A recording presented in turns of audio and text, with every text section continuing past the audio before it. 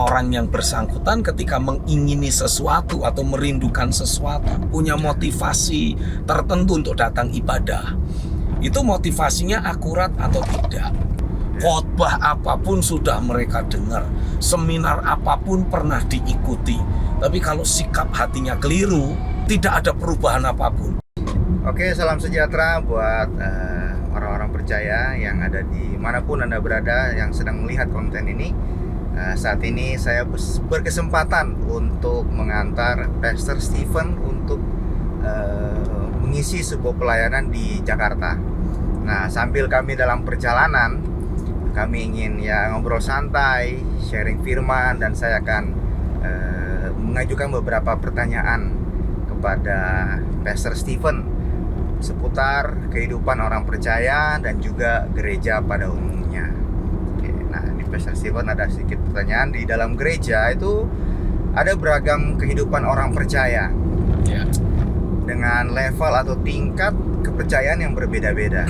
Nah, mereka itu datang ke ibadah, mendengar pesan firman yang sama, dan ada yang hanya sekedar datang, mendengar dan pergi begitu saja. Ada yang sudah memang tetap menjadi jemaat, dan ada juga mereka level yang sudah melebur.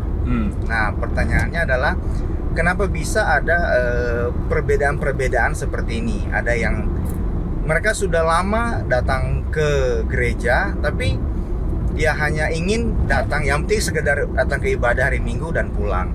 Tapi ada yang sampai memberikan diri mereka melebur untuk mengerjakan agenda gereja lokal yang ada. Kenapa bisa seperti itu, Pastor?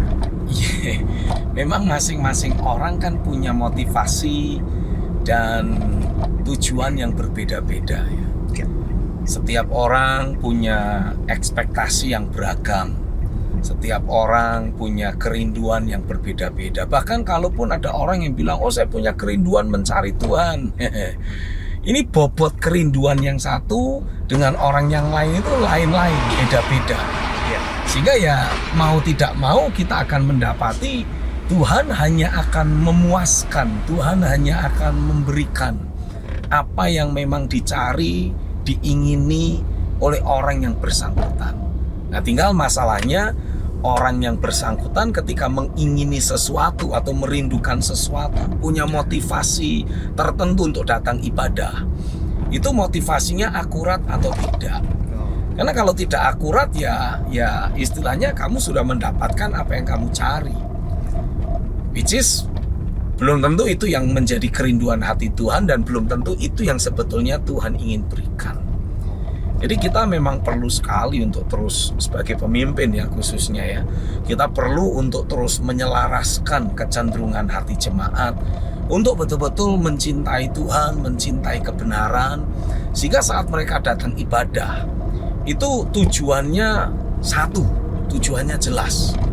Dan bahkan ketika pesan firman disampaikan, ini akan bisa mengkondisikan seluruh jemaat yang hadir dalam sebuah ibadah jadi memiliki kerinduan hati yang sama, memiliki tujuan hidup yang sama, memiliki dasar keyakinan yang sama.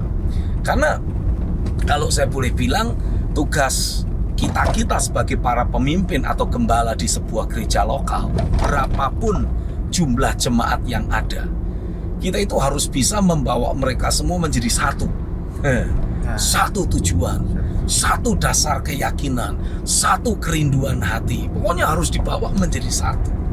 Gitu kira-kira. Walaupun itu dalam proses dan waktu yang tidak ditentukan. Iya, betul. Karena kan seperti yang ditulis juga di dalam Alkitabnya, ketika benih kerajaan ditabur, seringkali benih itu kan jatuh, ada yang di tanah yang berbatu-batu, ada yang di pinggir jalan, ada yang di tanah bersemak duri. Nah, kalau kebetulan kita sebagai pemimpin jemaat mendapati, waduh, mayoritas jemaat kok kondisinya tanah pinggir jalan gitu, apa yang harus kita lakukan? Wah, kita harus memperbesar daya dobrak yang kita punya.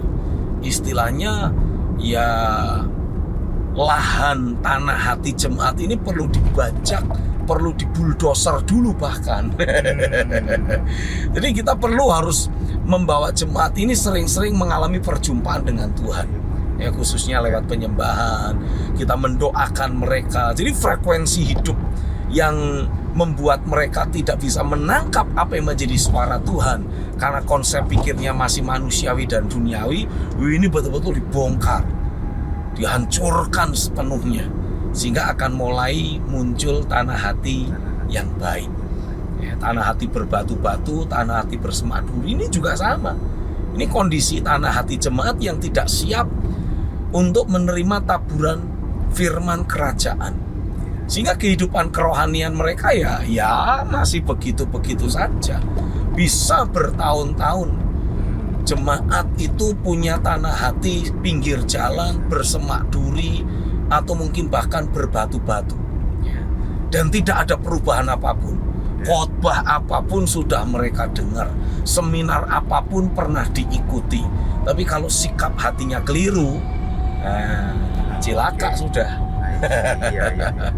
Jadi kita sebagai pemimpin berkewajiban untuk membongkar tanah hati yang keliru tadi, memastikan mereka sering alami perjumpaan dengan Tuhan, sehingga kalau yang masih istilahnya hidup dalam keduniawian, ya, melalui perjumpaan zaman Tuhan hatinya jadi cinta Tuhan. Ya, tanah hati pinggir jalan berubah jadi tanah hati yang baik, yang subur. Kalau tanah hatinya berbatu-batu gitu, punya banyak pertimbangan pemikiran manusiawi, atau bahkan punya banyak ganjalan lewat perjumpaan dengan Tuhan, diharapkan jemaat yang bersangkutan juga jadi punya tanah hati yang baik. Karena semua konflik batin, pergumulan, pemikiran, kekecewaan, dan segala aspek yang seperti batu-batu yang membuat firman tidak bisa berakar, itu akan dibongkar dengan jamahan Tuhan. Kalau jemaat masih hidup dalam kekhawatiran, masih hidup dalam ketergantungan terhadap mamon, itu semua butuh jamahan Tuhan, butuh lawatan Roh Kudus. Dan bukan cuma sekedar menjamah hidup, ya, tapi juga harus dipastikan mengalami perubahan konsep berpikir, ada perubahan mentalitas, ada perubahan dasar keyakinan yang harus kita kondisikan untuk terjadi di tengah jemaat, supaya ketika firman disampaikan, firman itu akan punya dampak yang kuat buat hidup jemaat. Gitu kira-kira. Oke, nah saya itu pernah bertemu dan beberapa kali lah dengar cerita kalau dari orang-orang baru lah. Biasanya mereka itu baru datang ke sebuah gereja lokal. Nah, biasanya kan kita kan kebetulan Pastor Stephen kan leader dan gembala di Breakthrough City Church. Nah, mereka tuh ada yang jenis jemaat atau orang percaya yang datang ke gereja itu, mereka itu ketika pertama kali hadir di tengah-tengah ibadah BCC, dalam penyembahannya, dalam khotbahnya, wah itu mereka itu seperti menemukan, seperti bertemu langsung dengan Tuhan dan menemukan ini yang seharusnya terjadi. Tapi ada juga jemaat yang orang-orang Kristen yang ketika baru pertama kali hadir dan mereka melihat ibadah kita, mereka tuh berkata, aduh, shock, kaget. Mereka kaget dan merasa, kok ini gereja seperti ini, ibadahnya seperti ini, khotbahnya seperti, bahkan respon jemaatnya, mereka tuh jadi seperti orang asing di tengah-tengah jemaat yang ada. Dan akhirnya mereka bilang, aduh, apalagi message-nya berat banget. Nah, itu tuh bagaimana itu, Pastor Stephen, seperti itu? Ya, itu semua sebetulnya didasarkan karena mayoritas, ya, minta maaf, bukan bermaksud mau sombong atau bagaimana. Tapi pada kenyataannya kebanyakan gereja-gereja itu sudah sedemikian suam, sudah sedemikian jadi agamawi, segala sesuatunya seperti sudah teratur. Jadi kapan jemaat harus berdiri, kapan jemaat harus tepuk tangan, kapan jemaat harus senyum, itu sepertinya sudah diplotting semua dan jemaat sudah tahu. Kapan harus rogoh dompet. Semuanya jadi udah seperti terstruktur sedemikian rupa.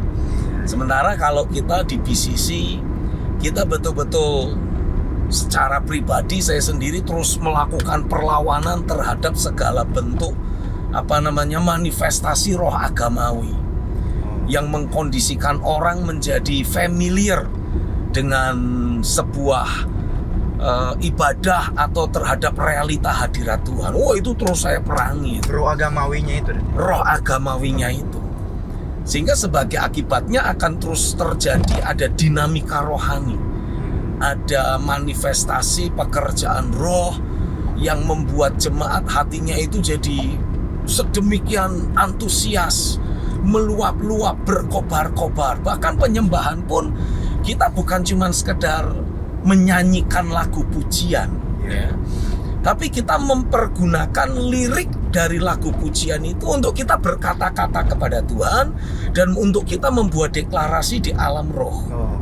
Sehingga akan terus terjadi dinamika yang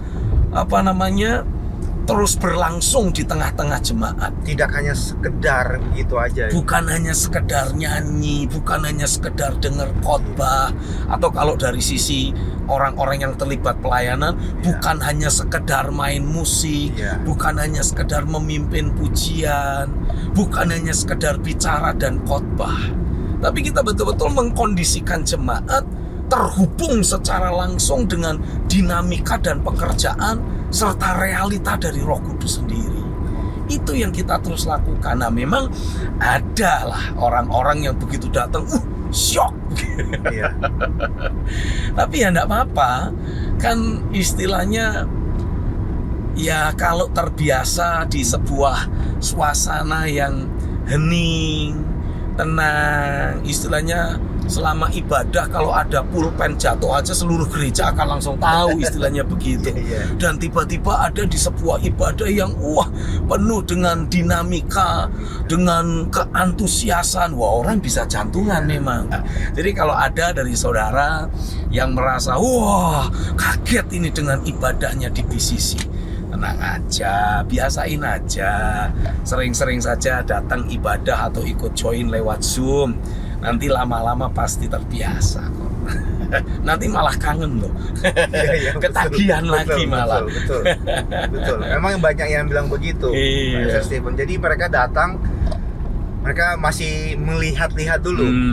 Setelah itu mereka pulang, balik lagi dan akhirnya mereka sudah mulai menikmati apa yang sudah terjadi di gereja BCC seperti itu.